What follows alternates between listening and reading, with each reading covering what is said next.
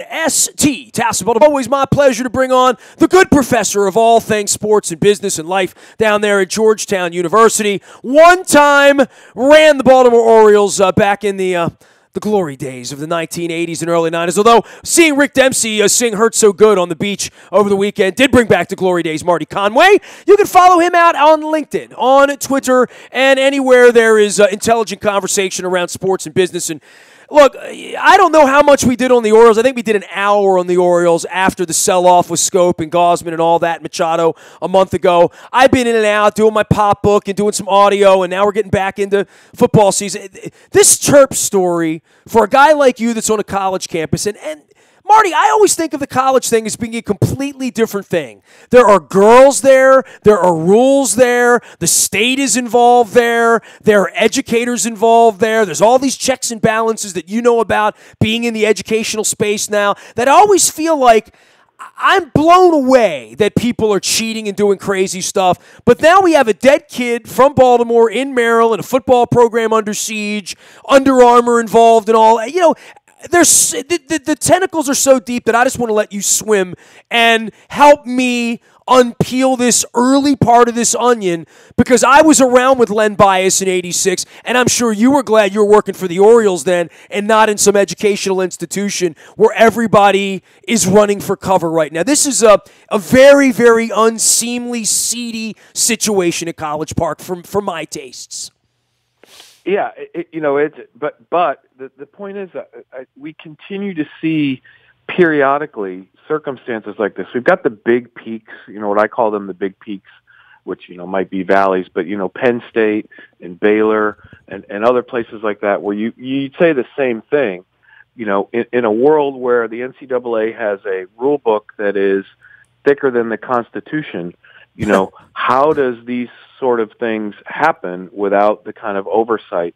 And well, you got the FBI looking into every college basketball individual on earth because they just feel like no one's ever going to subpoena their texts, or you know what I mean? Like, it's so sloppy, right? Like, and the flip side of it has been we can't allow any of this money that pumps into campuses and athletic departments to go to the players, right? We can't do that. And so slave labor, like literally, like I don't know what else to call it, right? Yeah, and I would say as a direct result of that, the money has gone to coaches, facilities, practice facilities, all these types of things with the expectation that we're going to A, win, B, be bowl eligible, and C, chase the mythical conference championship, national championship, et cetera. And I think people are beginning to really understand the stark reality is that there are 2 or 3 different college athletic worlds.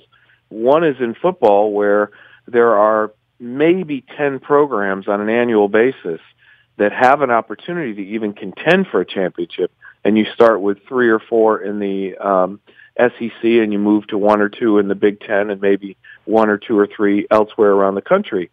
And that's it. And everyone else is chasing that dream at the expense of the institution. Taxpayer dollars. What's that? At the expense of the institution, literally, right? Yeah, at the expense of taxpayer dollars, institution, regular students' fees going to those things, and now, unfortunately, costing the lives of student athletes along the way. And then, you take the college basketball world, you have something similar to it. So I think the whole thing has been further stigmatized by these kind of incidents. And now it's come home to a local level, and I think this will be a heck of a lot more impactful, and I mean financially, way worse than the Len Bias incident in the 1980s. The environment is so much different that I think the costs that are going to incur here are going to go on for a number of years and probably total into the tens of maybe hundreds of $millions of cost, which means costs that they end up paying, but also dollars that they don't get in revenue and donations and in certain areas like that. Not to mention sort of the unseemly part of all of this, right? Like, so everybody running around with a red sweater and an M on is going to defend them in the same way that everybody with a red hat's defending the orange guy, running around with the Russians. I mean, like, it is what it is. Everybody's got a team, and Team Maryland, and this is the first thing I've seen. Because, Marty, I was pulling into Idaho Falls on a lovely day, literally driving through the craters of the moon in eastern Idaho, which I would recommend at sunset for anyone coming out of Sun Valley, on the way to see Pearl Jam, on the way to a college campus in Missoula where the beer was flowing under the Big M in the Collegiate Stadium there in Missoula that night. And I landed in Idaho Falls. I look down at my phone. I'm checking in, and I see the story, the Terps story. And by the time my wife sort of parked the car and got into the lobby of this motel, I was 5 paragraphs waiting to check into a motel in Idaho Falls at midnight on a weekend, and I saw this story, and I'm like, it was a Len Bias moment. I mean, it took me back. I was in the Baltimore Sun newsroom that morning about to leave. I was 18 years old. I had just gotten the job at the paper. We had just put the first edition in the morning on the Evening Sun and closed. And at 7 o'clock in the morning, the urgent texts start happening in our computer queue at that moment. And I thought the same thing about this Idaho Falls moment. And I don't want to say it's funny. That's the wrong word. I find it rich with irony that when the kid died, a month and a half ago, I didn't think that at that moment, that it sort of took a month and a half of fallout, and I think some journalists were aware of this. I know Luke Jones had been tipped off by a friend inside of College Park saying, like, DJ Durkin's not going to be coaching this team this year once this happens. And now that it's sort of spilled out, the institutional cover-up on this thing, Marty, is really, really itchy to me. The fact that this kid died, the way he died, Lord knows what texts were sent or information was communicated in the aftermath of that, in the way that we later found out with Drizel and everything that went on with Len Bias, that when someone dies like that, people react very viscerally. They're not reacting in a way to think that lawyers are going to get subpoenaed down the line about what I say, do, act, interact with, that at some point lawyers are going to come knocking on the door because we've got a dead body and no one wants to claim any responsibility.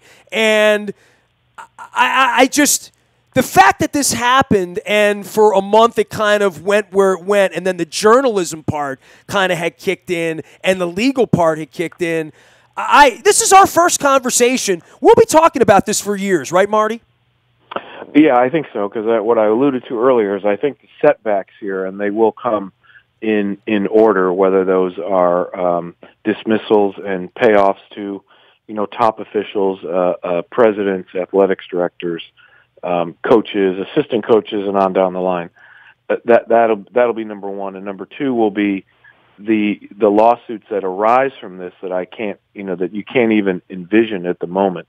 I was going back through recently and doing some research on college athletics, getting ready for the fall semester, and I focused on the two. I focused on Penn State and I focused on Baylor, and now both of those were different in the sense that there were sexual misconduct allegations, all the way up and down the organization. But the cost that they occurred, Penn State is still, 6 years later, still finding themselves defending lawsuits, reaching settlements. They've now come almost to $250 million in costs, both in settlement costs, lawyer fees, revenue that they've had to forego from the NCAA, all up and down that process. And so even though some of these payoffs are less than $100 million, just the lawyer fees alone have cost them $50 or $60 million over time. And then when you look at Baylor's was similar in that sense, although no one perished, but their total has been over $200 million. And again, it's about $100 million of payments and legal fees and other sorts of things, and then $100 million in lost revenue, and that's donations, ticket sales, other kinds of things that have gone on through the years. And again, keep in mind, in both of those programs, the president was let go and ultimately terminated, and then So is the athletics director, so is the coaching staff, and all that. There was a clean sweep. And at one time, I actually thought that perhaps the coaching staff here may not get swept out, but I think a couple things happened.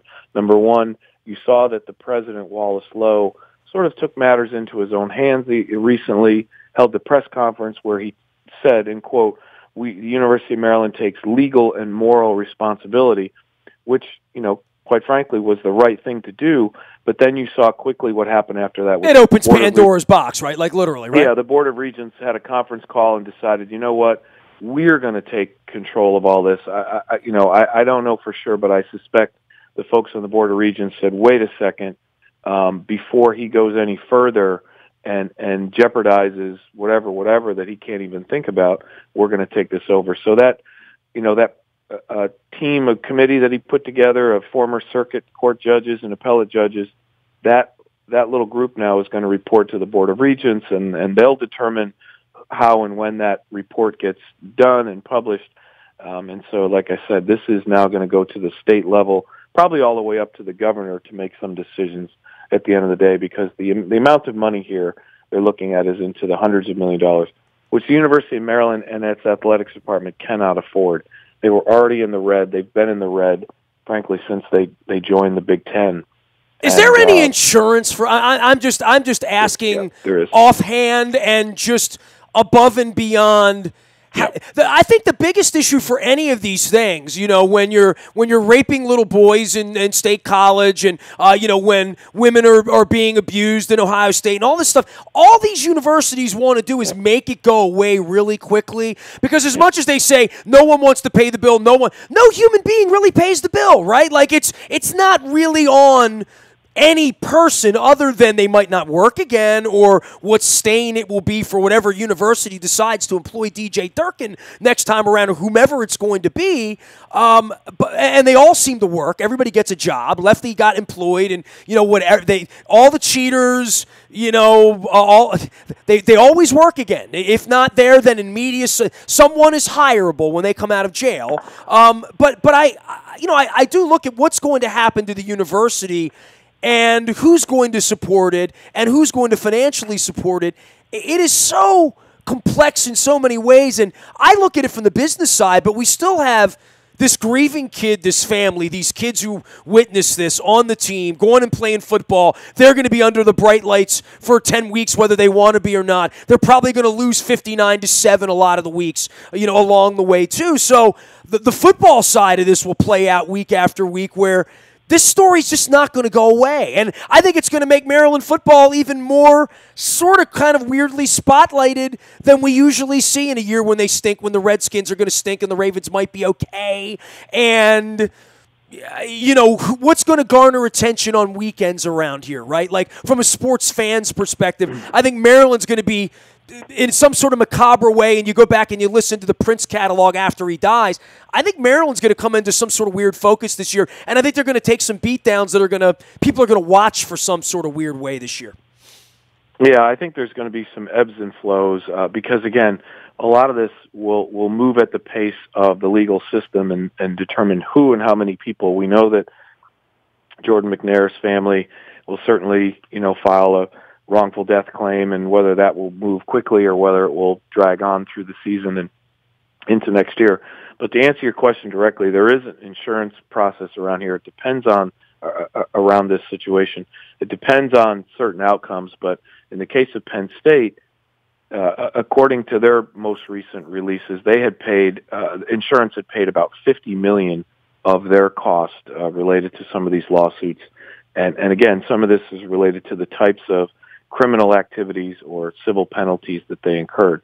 So I suspect that Maryland University, the state, and the athletics department has some insurance coverage here, but it more than likely will not cover certainly more than 20 or 30% likely of what they end up having to pay out. Like I said, depends on how aggressive people are, whether there are any other types of suits that come out of this. And again, it depends on how if they end up dismissing, these presidents and such, whether these folks go quietly or whether they decide to file, the kind of claims that, like you said, depending on how quickly or not they end up getting jobs and how quickly or not they end up moving in to the rest of the industry, which I suspect they'll have no problem moving on, because I think they will understand that there were certain folks here who didn't act in the best interest of the student athlete, but at the end of the day,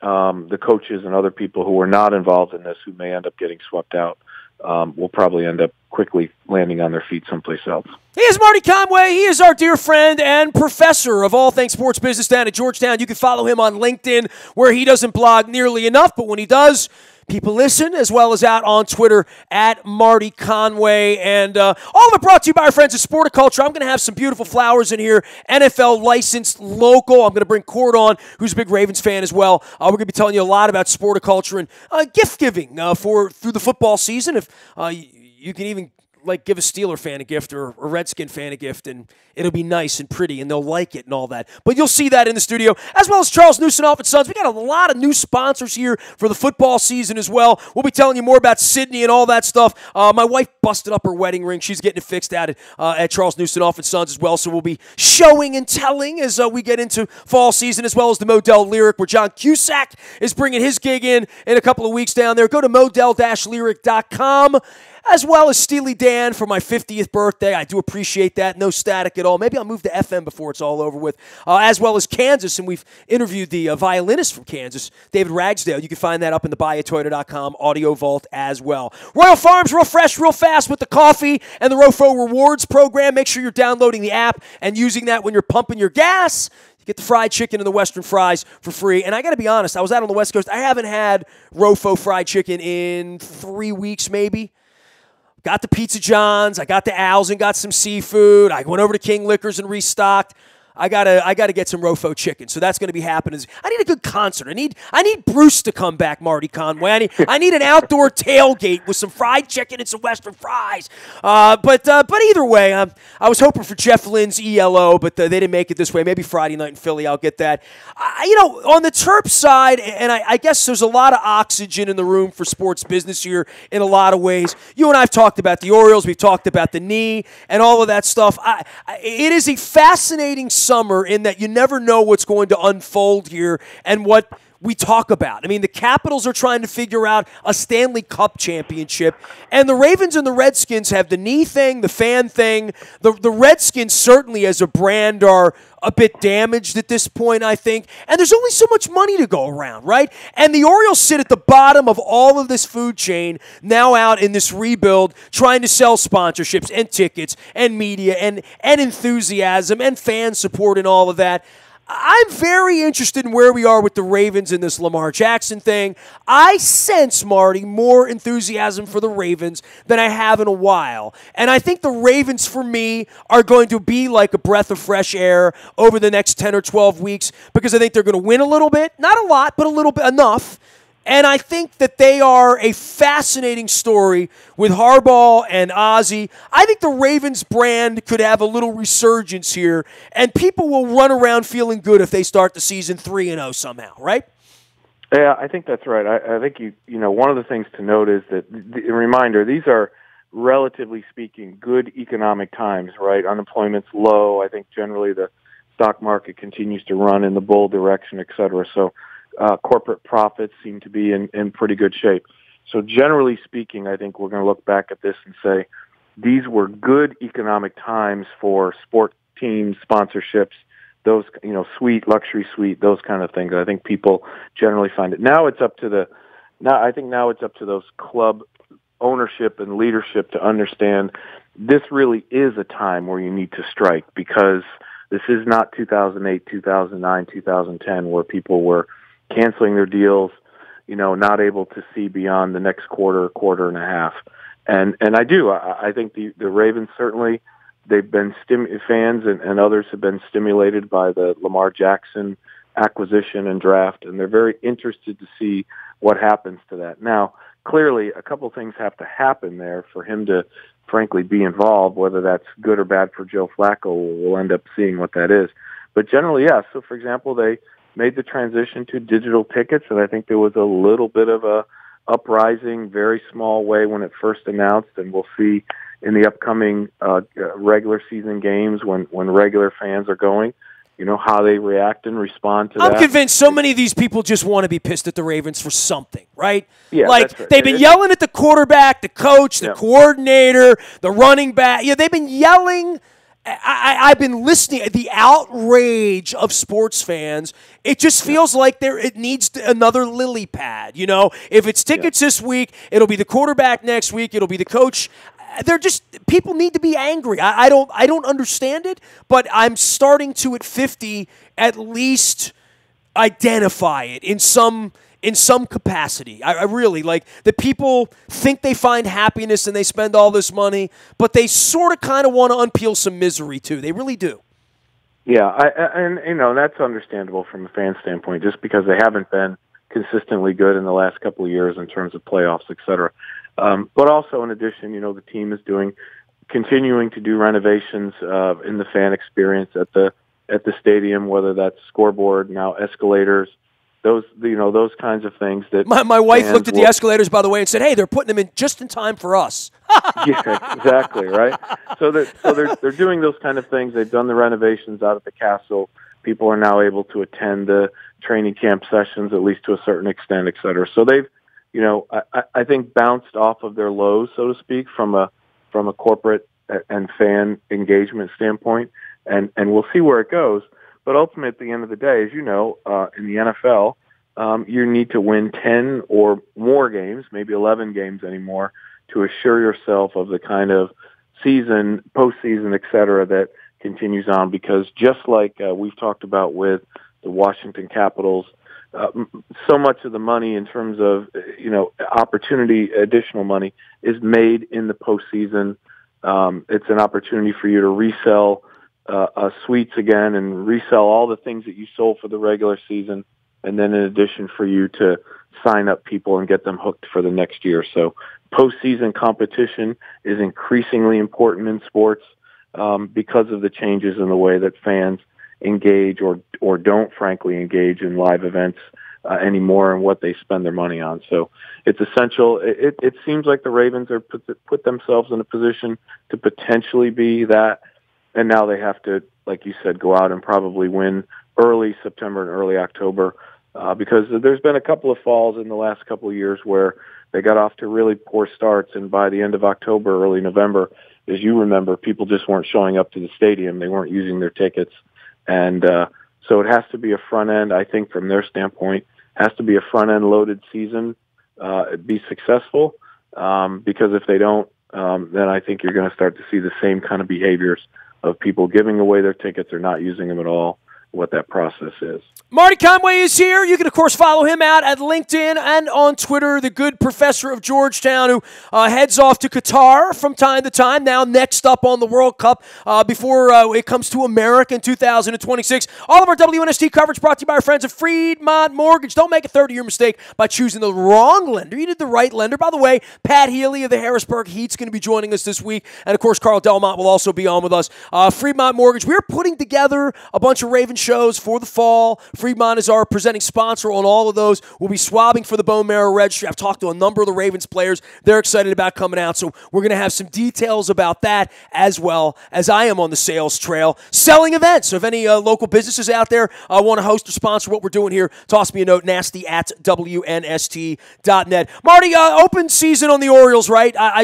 We've done enough on the Terps, and again, that'll be years in the making, as well as the Ravens as it unfolds. I try to get you on about once a month around here.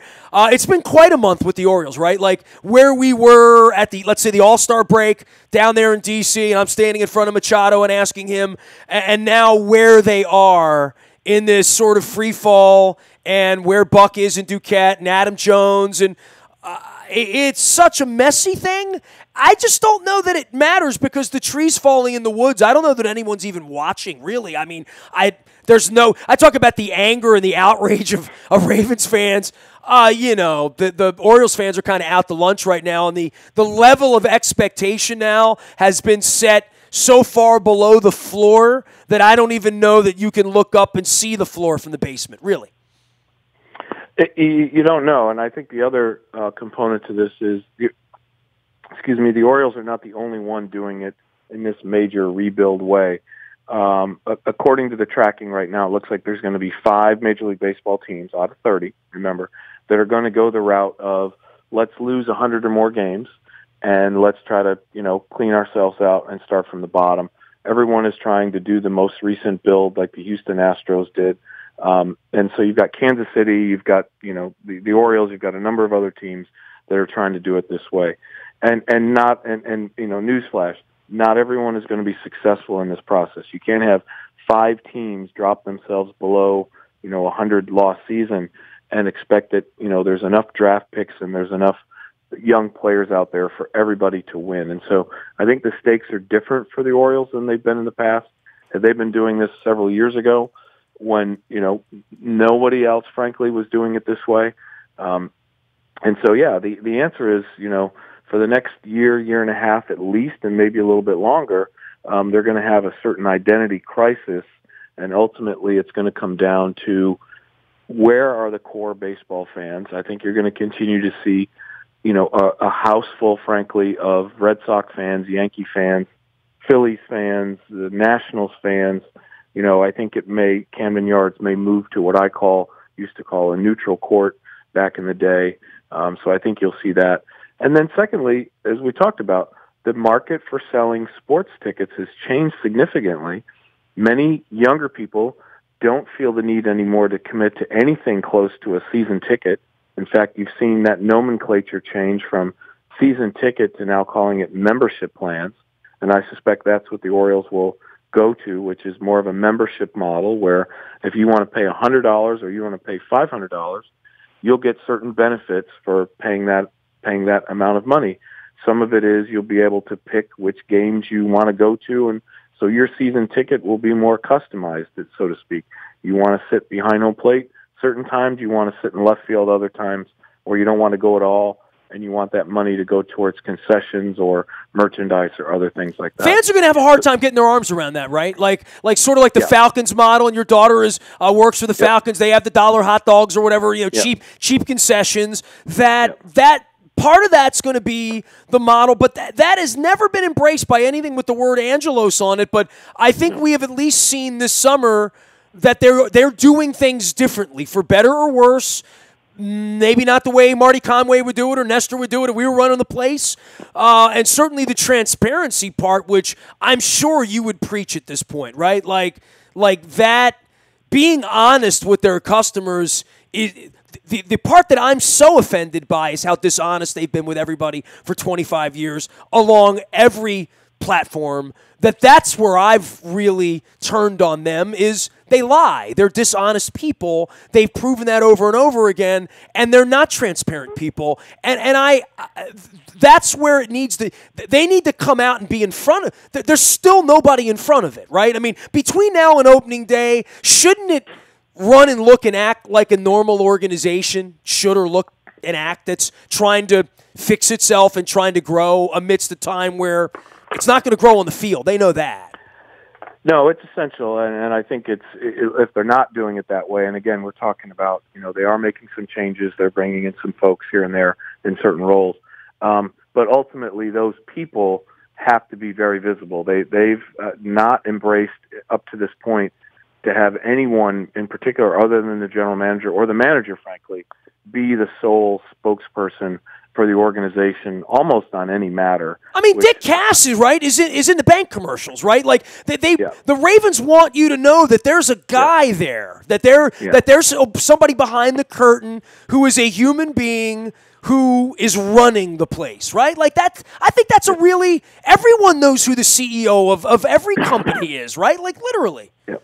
Yeah, and particularly in these times where somebody that they have some ability to connect with in the community, somebody that you see on the east side, on the west side, on the south side, that you can roll up to the counter and have a quick conversation with, those kind of things, because, you're not going to see the owner, you're not going to see the general manager or the manager, frankly. And so it's essential that organizations now have that, as you mentioned, for transparency purposes, but just other, just having that connection to the community and having that identification, particularly in the corporate community, I think it's essential for that. So whether they, go in that direction or not, that remains to be seen. That's not been their model. They also have to just frankly get with the times and do a streaming relationship where if you're a customer of Masson on cable television, that you can access those games whether you're on your phone, tablet, computer, whatever your option is. And so there are a number of things that I think they're just going to have to understand. They have to roll over, and whether it's $1 million or $4 million or $8 million, that it ends up costing them to do that.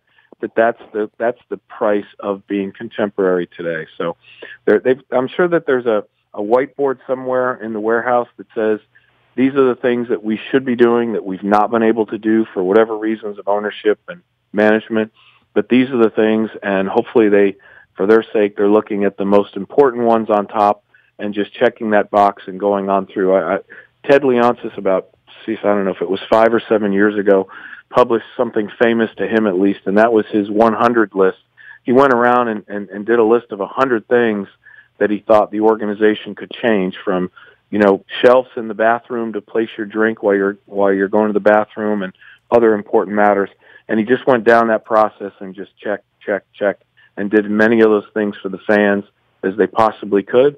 And ultimately, while they were doing that, the team got better. They improved their product on the ice. They got new coaching staffs, et cetera, and it finally came together. And so the challenge for the Orioles, or anybody that wants to do it this way today, is the longer you're in that 100-loss rut, you're going to really cost yourself money because, as I said over and over again, what consumers and customers are looking for now is completely different than before, and that you're not going to see them hang in with season ticket revenue through these tough times. There'll be some folks there at the end for you, but you're really going to get it down to almost the bare bones in the next year or two in terms of when people buy tickets, how they buy them, and how soon they buy them. So I suspect they're thinking about that now. Their number one thing should be, we're not going to change any ticket prices next year. Everything's going to stay the same. You might as well go ahead and announce that now in September so that you could start to build on top of that for the off season and the next year and the year beyond that. All right, well, I will call a break on this one. We shall reconvene again as football season heats up, and we'll see what the goof down on Pennsylvania Avenue can do to get involved with the NFL, because that's coming down the pipe, right? Between now and the next time we get together, there will be racial division, knee division, fan division, right, left. All that's going to happen before they kick the football off. Marty, I'd bet any amount of money on that, and now I can bet on anything I want, right? I mean, we haven't even gotten to that point where the betting in football is going to change this year too, right? Well, you can go to West Virginia soon, or if not now, you can go to Pennsylvania soon, if not now. You go to Delaware soon, if not now, and be able to place your bets. So Maryland folks who are interested in that sort of component and aspect to it won't have to go very far anymore, and maybe even doing it on their phones beyond just being physically there. So that'll be another component. Unfortunately, I think for people who want that sports betting component, it's going to be at least another year, probably into 2019, into 2020, before that happens in Maryland, just the way the process has to work out. But ultimately, that's another component that I think Ted Leonsis and some others are looking at in order to add to the fan engagement component, is the ability to literally bet right there on your phone on certain aspects of the game, pregame, mid-game, post, towards the end, et cetera. And I think there's a lot of owners who are looking at that as being an important part of the new fan engagement experience, and we'll see where it goes. All right, buddy. Take care of yourself. Hope to see you blogging soon, writing, and, I guess for guys like you and me that love baseball, October will still be interesting without the Orioles. It's just not interesting yet, right? Like, the races are there, and I know you're watching ball, but the baseball playoffs are going to be really interesting this year. It's going to be a good tournament in October, especially because I haven't watched a lot of baseball this summer. Well, there's several races. There's several teams in the National League that are very close, and I think ultimately people are just looking to see which final 2 or 3 teams end up competing for which, final 2 or 3 wild card spots, divisions. Oakland, you've got teams that are great stories making their run, and it'll be September. And I think you're going to see another flurry of players moving at the end of August in the non-waiver trade deadline, because there's still a number of teams in it, and you've got interesting teams like the Nationals who many people thought they were going to be in it and now clearly are not. And will they abandon a few players down the stretch and understand that maybe there's some value that they can capture? So many more stories still to go in the baseball season, and I think it's going to be a really interesting October. All right, Marty Conway is on Twitter, is on LinkedIn, and is one of our favorite guests to have on, the good professor of all things sports business at Georgetown. Find him out on the web. You can find me out in the buyatoyota.com audio vault 24 hours a day from anywhere in the world on your mobile device by downloading the TuneIn Radio app. We come in crystal clear. Podcast, listen on the beach, at the pool. Take us with you. We are WNST.net, AM 1570, and WNST Towson, Baltimore, and we never stop talking Baltimore sports.